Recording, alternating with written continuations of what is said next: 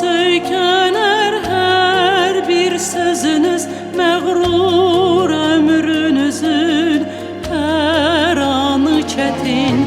Kanuna söykener her emeliniz, məğrur ömrünüzün her anı çetin. Ne geceniz vardır, ne gündüzünüz, polis evladları ana vatanın.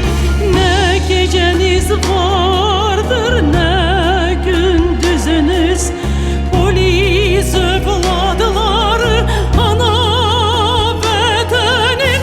Ana vatanın yürekte hayatı, yerişte cengi çatar harda olsa kalbine sesim.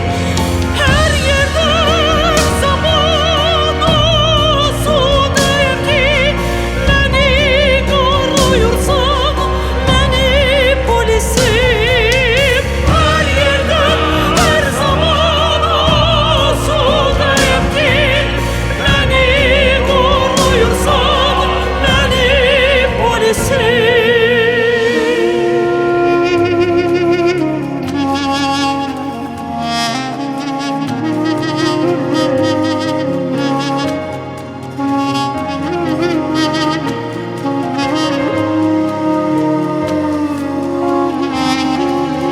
Bir tekçe nizami ordudan değil, yüzlerle polis var, kahraman şehit.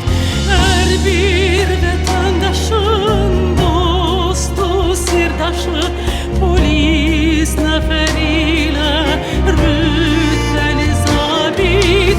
Her bir vatandaşın dostu, sirdaşı, polis evladları ana vatanın. Ana vatanın yürekte hayatı, yerişte cengi çatar harda olsa kalbine sesim. Her yerde zaman olsun ki beni koruyursan, beni polisim. Her yerde her zaman olsun ki beni koruyursan, beni polisim, benim polisim.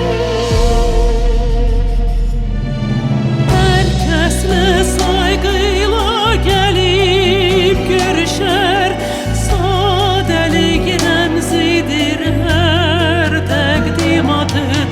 Vatanla birlikte polis değişer, ucalar gözlerde polisin adı. Ne geceniz vardır, ne gündüzünüz, polis evladları ana vatanın.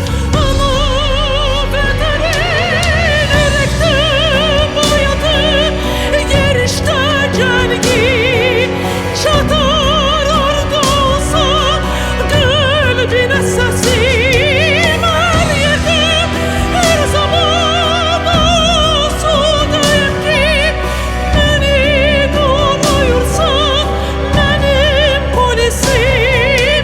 Her yerde her zaman olsun ki beni koruyursan, benim polisim.